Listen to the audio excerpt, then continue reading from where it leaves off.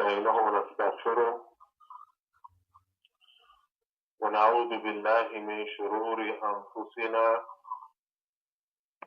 ومن سيئات أعمالنا من يهده الله فلا مضل له ومن يضلل فلا هادي له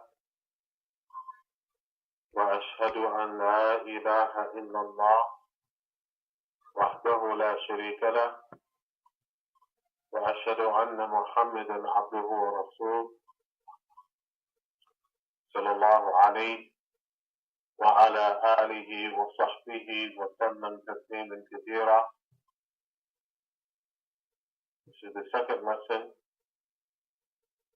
that we're having with the sisters in Australia. We ask Allah Azza wa Jal to make the gathering and the nasiha, the lesson of benefit in this life and the next. What we mentioned last week, or 2 weeks ago, because if I'm not mistaken, the lesson is bi-weekly. So what we mentioned is that we would read from the book of Nasihatul Nisa, my advice to the female, by Abdullah bint Sheikh Muqbil bin Hadi al-Wadi'i rahimahullah ta'ala. And we would read from the book My Advice to the Female by Abdullah, the daughter of Sheikh Muqbil bin Hadi al-Wadi'i rahimahullah ta'ala. And this book, it is of great benefit for several reasons. And for one, it's authored by a female who is known for her knowledge. Walillah alhamd, she was brought up under the guardianship of our beloved Sheikh Muqbil rahimahullah ta'ala.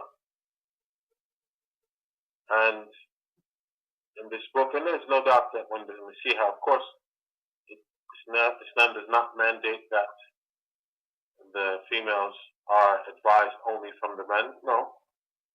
It's possible that the females are advised by another female, as long as that individual bases what she mentions off of the Book of Allah and the Sunnah of the Prophet sallallahu alaihi wasallam, and that advice is sincere, that advice is beneficial, then walillah alhamd, it is accepted.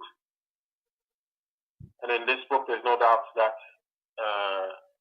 the advice, it's welcomed, inshallah ta'ala, by the females, because it is by a female. So some might even say it is more welcomed, although we don't support that in Islam, that if it comes from a female, it should be more welcome. No.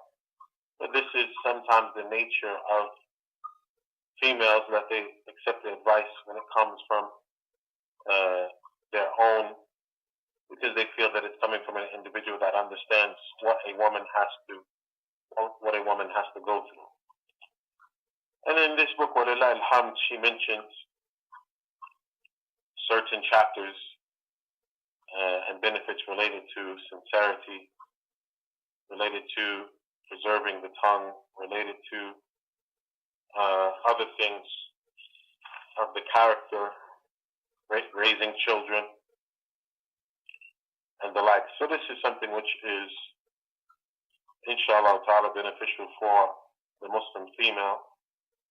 And before beginning reading from the book, I want to inform you that we won't be going through every word and every sentence in the chapters that she brings. What we're going to do is we're going to mention the title of the chapter, and we're going to mention the proofs which are from the Book of Allah, from the Sunnah of the Prophet that she has mentioned, and then we're going to take from her speech that which is an admonition and a reminder to the females. We're going to derive and take excerpts from her speech, that which is a reminder for the females. So we won't be going through every single thing that she says, but inshallah ta'ala, what is expected from the females is that even if we only take excerpts from her speech, the females during their free time, that they read the book from cover to cover. You know, the book, Walillah alhamd, it's available in English.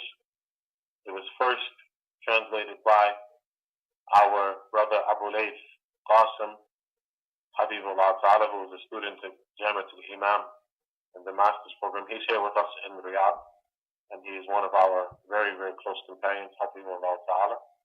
And then there's another print that came out somewhat recently, which was printed either in London or Birmingham. And I have it, but I'm not sure of the quality of that print. I'm not sure of the quality, Allahu Alam. And the accuracy of the translation, I do not know. I have not looked at it. So that's one thing. Another thing, so we advise our sisters that during their free time that they read the book and they understand the points that are being mentioned in it, because what we're going to be reading is summarized.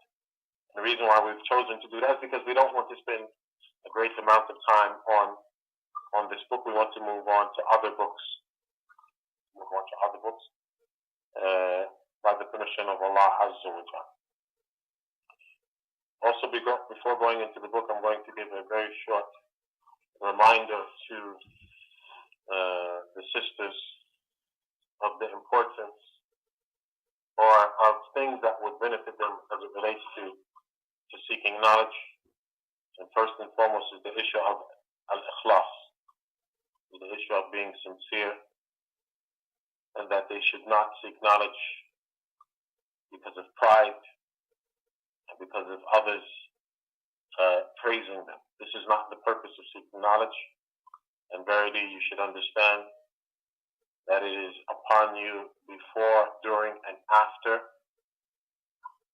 Before obtaining knowledge, while you're obtaining knowledge, and after you obtain knowledge, it is upon you to be sincere.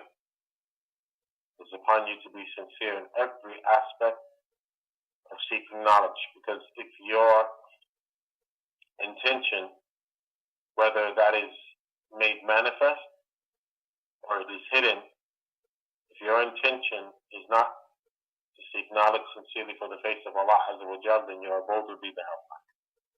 Then your abode would be the hellfire, and that is the most severest of punishment. And the least of punishment is that Allah Azza wa Jal does not accept the deed from you. So the most severe punishment that you will receive is that your abode would be the hellfire. It is mentioned in the hadith of Abu Hurairah, Sahih Muslim. The Prophet sallallahu alayhi wa sallam said, أول من تسعد بهم النار يوم القيامة ثلاثة. The Prophet sallallahu alayhi wa sallam said that the first three people that would be thrown into the hellfire on the Day of Judgment would be three individuals. One of those individuals is one who taught the Quran. He taught the Quran and Islamic knowledge. Another of those individuals is an individual who was wealthy and gave charity. And the third of those individuals is the individual that claimed to fight in the way of Allah Azza wa Jal. Allah Azza wa Jal speaks to those three individuals on the Day of Judgment, and He questions them.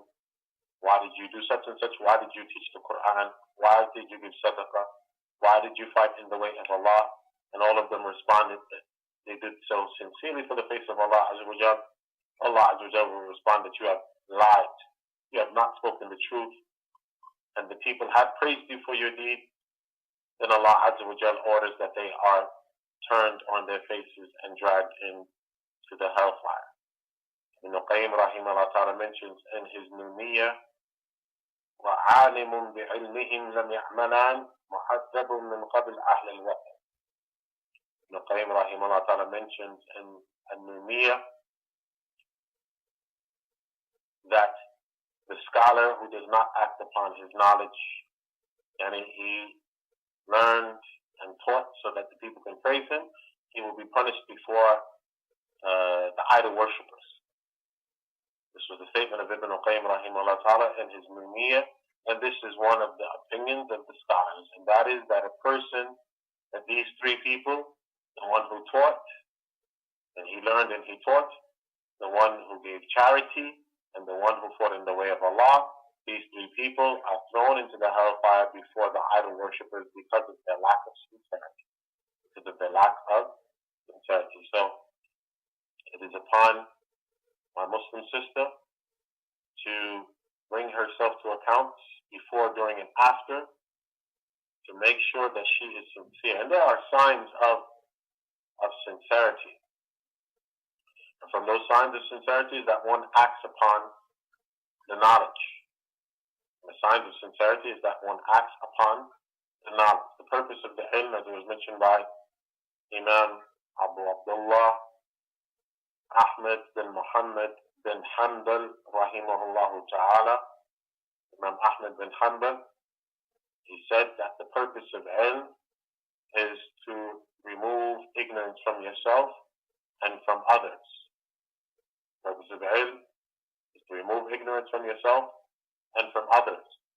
With that being the case, one of the most distinguished characteristics of someone who is sincere in seeking knowledge is that that individual displays and implements the knowledge. I should say implements the knowledge, not displays the knowledge, because someone can display knowledge and they're not sincere.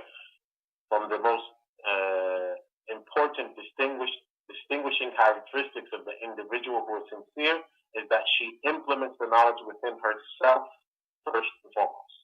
That she implements the knowledge within herself first and foremost, acting upon the knowledge. But prior to acting upon the knowledge is that the individual rectifies her intention in seeking the knowledge. She wants to seek the knowledge, to implement it, and to please her Lord subhanahu wa ta'ala. Her intention, and this is something which is very difficult. This is something which is very difficult, because when an individual gains knowledge, and they, at times, while they're gaining knowledge, the shaitan enters upon their intention, and he deceives the person and whispers to the individual to make the person feel, you're learning this and others are not learning it. You're learning this and others are not learning this. You're going to understand this and others don't understand it. You're going to memorize this and others have not memorized this. And the nature of the individual, the nature of many of the children of Adam is that they like to gain status over others. They like to gain status over others. They like to compete with others. But this type of competition is blameworthy. This type of competition is blameworthy. The competition where the individual says, that which others have not memorized. I'm going to understand where others have lack of understanding. I'm going to hear something that others haven't heard. This is not the purpose of gaining knowledge. This is not the purpose of gaining knowledge. The purpose of gaining knowledge is to worship Allah Azza wa Jal upon that ilm. As Allah Azza wa Jal says, وَمَا خَلَقْتُ الْجِنَّ وَالْإِنسَ إِلَّا لِيَعْبُدُونَ. I have not created the jinn or mankind except to worship. So your seeking of knowledge is worship of Allah Azza wa Jal, so that you can implement the correct, accurate, acceptable worship of Allah Azza wa Jal. So your intention is not who knows this, who memorized this, who heard this. No, that's not your intention at all. At all. You have to rid yourself of that which pollutes your intention. And that is one of the things that pollutes our intention. And that is that I'm going to hear something, memorize something, understand something, and others haven't. That is not a sign of sincerity. Another thing which is an indication or can possibly help an individual, a female, in being sincere is that once she implements something within herself, she tries to call others to that khayr.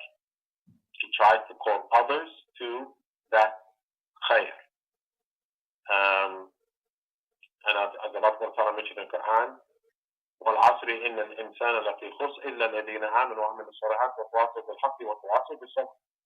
By time mankind are in loss, except those who believe and do righteous deeds and join together upon truth and join together upon patience. So joining together upon truth is that the female tries to guide others and direct others and benefit others.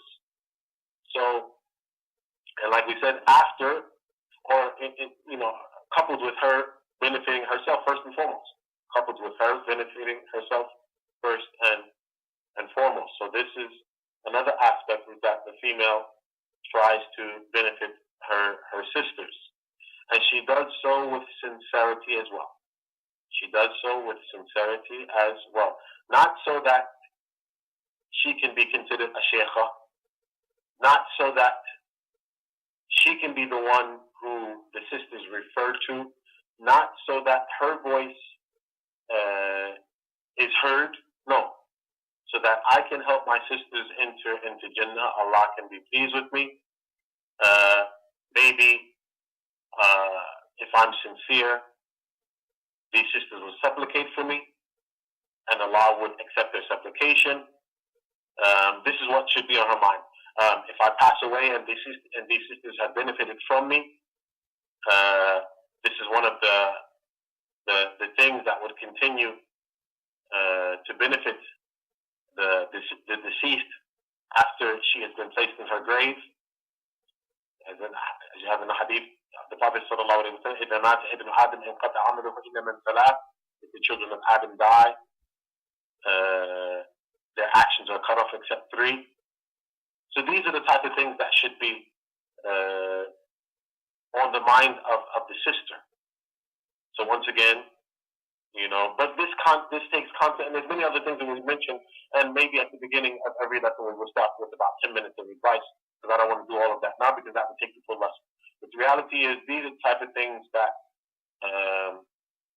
have to be on the mind of the sister when she is seeking knowledge, and she has to constantly review it.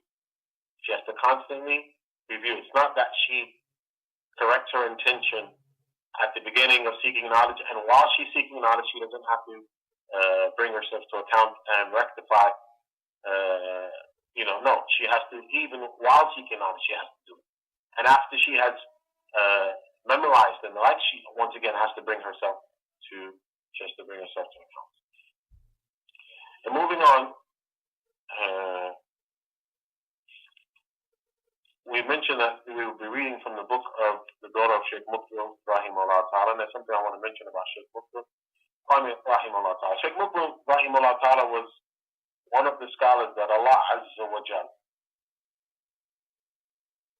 had blessed, one of the scholars that Allah Azza wa Jal has blessed had blessed in many ways, because he combined in this Sheikh, rahimahullah ta'ala, in terms of benefit in many different ways, which if you were to look at some other scholars, you don't have the same collective amount of blessings.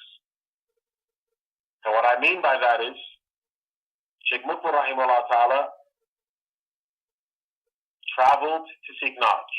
First and foremost, or one of the benefits that he traveled to seek knowledge. He was not confined to his own country. And you have some scholars that, they were only able to seek knowledge in their own country. But Sheikh Muqbil, rahimahullah ta'ala, that wasn't the case. Sheikh Muqbil, rahimahullah ta'ala, traveled from Yemen. And that is actually a blessing, because he traveled from Yemen, and at that time, and as we see it's happening again now, they had a strong Shi'i influence. And now we see it's coming back. Now we see, in the present days that we live in, it's coming back, that Shi'i influence, so much so, we know recently they have overthrown the government there. So Sheikh Muqbil, rahimahullah ta'ala, came from a country which was I wouldn't say predominantly Shi'i, but you had a strong Shi'i influence, and Allah blessed him to come to the Mamlaka al-Arabiya al-Saudiya and to study. So he traveled to seek knowledge, where you had some scholars that did not travel to seek knowledge. Sheikh Mukbil rahimahullah ta'ala, so that's first. The second, Sheikh Mukbil rahimahullah ta'ala sought knowledge at the feet of the scholars. He sought knowledge at the feet of scholars here in Saudi Arabia. He benefited from Sheikh bin Baz rahimahullah ta'ala. He benefited from Sheikh Muhammad Subayr rahimahullah ta'ala, and he benefited from others.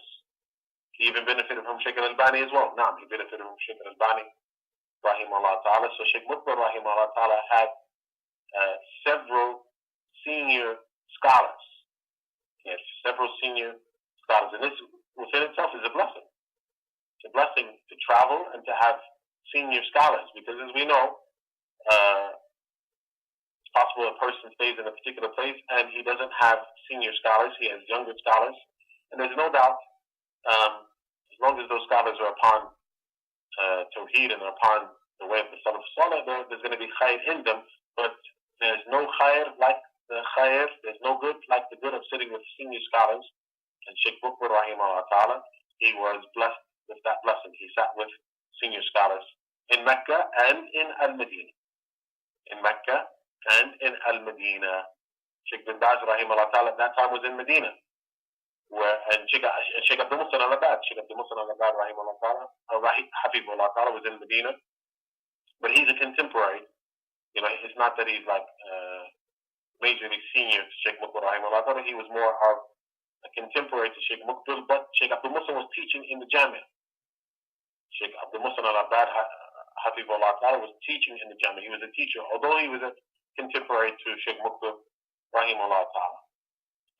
But in Mecca, Mathalan, Sheikh Muhammad Subayr rahimahullah ta'ala, he benefited from the Imam of the Haram, who was Salafi. And he mentioned this himself, that he benefited from him, Sheikh Muhammad Subayr rahimahullah ta'ala. Another thing that Allah distinguished Sheikh Mukbil with is that once he returned to his country, he opened one of the biggest and largest learning centers for the study of Tawheed, Hadith, and Salafiyah, and Tafsir, and the other Islamic educational categories. And he opened one of the biggest learning institutes in the world. Opened one of the biggest learning institutes in the world, and he did so without the institute and camp being under the supervision of any government sector. Like Mathalan, in Saudi Arabia, walillah alhamd, we have the ni'mah of, if you want to open up, if a scholar wants to open up a learning center, it's going to be supported by the government, or it's going to be supported by the rich, the wealthy individuals living in the country. But in terms of the supervision, it's going to be supervised by the the Ministry of Islamic Affairs. So there's going to be some funding. Anyway, anyhow, there's going to be means of funding, government funding. Sheikh Mukbil rahimahullah ta'ala single-handedly opened up one of the biggest, that which became one of the biggest learning institutions in the world for Tawheed, for Sunnah, for Hadith, for Tafsir, and the likes. And he did so without the support and financing of any government. Sadaqah came, but it wasn't that it was under the supervision of anything. Yani, if the sadaqah stopped, that's it. You know, so it wasn't something that from the beginning, Sheikh Mukbil rahimahullah ta'ala was supported by the Yemeni government and they were supporting it financially, or the Saudi government was supporting it financially. No. He had sadaqah coming in from different means, but this was something that was the ni'mah of Allah Azza wa Jalla. It wasn't something which was consistent. Another thing, benefits that Sheikh Mukbil, that which Allah distinguished Sheikh Mukbil rahimahullah ta'ala, is that he authored books during his lifetime. Sheikh Mutwa rahimahullah ta'ala authored books during his lifetime. And there's a difference between, because some might say, but not all of the scholars author books. No, that's not true. All of the scholars don't author books. You have scholars that they themselves have not authored books, but they have taught lessons, and their students have transcribed those lessons, and later on they have been printed into books. But the author himself, but the scholar himself, has he sat down and authored books himself? Some scholars do, some scholars don't. مثلا, just to give a present day example, many of I would say, the majority of the works of مثلا Sheikh Ubaid Hafizahullah Ta'ala, the majority of the works of Sheikh Ubaid are lessons that he gave, and his students have transcribed those lessons. He gave lessons, the students went back to the audios, they've transcribed them, and they brought them out into books. But the majority of the books of Sheikh, that's the majority of the books of Sheikh Ubaid, especially the more recent books. Especially the more recent books. Whereas the books that he sat down, Hafizahullah Ta'ala, and actually authored in the comfort of his own home, those books are very few. Also, in this one is Sheikh Salih al-Fawzan, Hafizahullah Ta'ala. Sheikh Salih al-Fawzan, Hafizahullah Ta'ala, in terms of what he authored in the comfort of his own home, sitting down with pen and paper, it's very few. It's very few, and he mentioned that himself in his biography. He says, I do not have many books, which I have authored myself, but most of that which is present in the market is that which my students have transcribed from the audio lessons. So most of the books of Sheikh Salih al-Fawzan, Hafizahullah Ta'ala, most of the works of Sheikh Salih al-Fawzan is that which the students have transcribed and they've brought out. And they have brought out. But in terms of what he authored himself, pen and paper, in the comfort of his own home, it's very few. So you have some scholars, Mathalan, who, and the reason for that, somebody say, but why is that the case? Because you have some scholars who their main focus is to teach the people in lessons. Their main focus is to teach the people in lessons.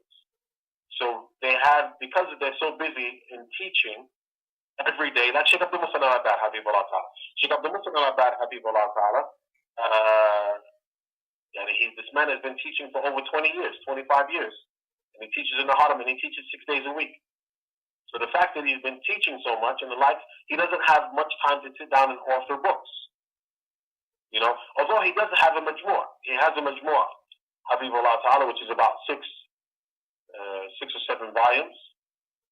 You know, he has a majmua, which is about 6 or 7 volumes. But other than that, most of his time is spent in teaching the people, so he doesn't have time to sit down and author books.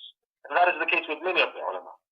That is the case with many of the ulama. But Sheikh Muqbil rahimahullah ta'ala, Allah had blessed this man where he was able to sit down, even though he was teaching 4, 5, 6 lessons a day, and even though he was the head of one of the largest Salafi learning centers in the world, he still had time to sit down and write books, rahimahullah ta'ala. Another distinguishing blessing that Allah bestowed upon Sheikh Mutwa rahimahullah ta'ala is that some of his children were people of knowledge. Is that Allah blessed this man to have children, to have offspring that were dedicated to knowledge. And one of those individuals is the female that we are reading from his book, Abdullah al-Wadi'iyya, Hafizahullah Ta'ala. She was, from young, very inclined to knowledge, sticking with her father, benefiting from her father. And because of that, she has a few books in the market. She has a few books in the market. Well over, she has about 4 or 5 books in the market, and all of them are very beneficial. And all of them are very beneficial. That's one, because she herself became grounded in knowledge. 2, she abides by, obviously she's Salafi, but she also abides by the way of Ahl al-Hadith. She abides by the way of Ahl al-Hadith, and that is, she supports what she's trying to teach others. She supports it with evidence from the book and from the Sunnah, authentic Sunnah, and the authentic Sunnah, and making sure the narrations that she's mentioning in her books are authentic. And another thing which benefits us is that constantly in her books she's referring to the statements that she heard from her father, and that is a wonderful, wonderful benefit. That is a wonderful benefit that Sheikh Muqbil rahimahullah ta'ala left back a daughter who, when she's teaching the people, every so often she'll mention, my father, I benefited this from my father, I benefited from that from my father, I heard my father say this, I heard my father say that. Because what is that? That is the knowledge of Sheikh Muqbil rahimahullah ta'ala being presented to us from one of the individuals that was most closest to him. You know, from one of the individuals that was most closest to him. So we still have the knowledge of Sheikh Muqbil rahimahullah ta'ala being taught to us because of his righteous daughter. Because of his righteous daughter. And this is something that you do not have in the case with every scholar.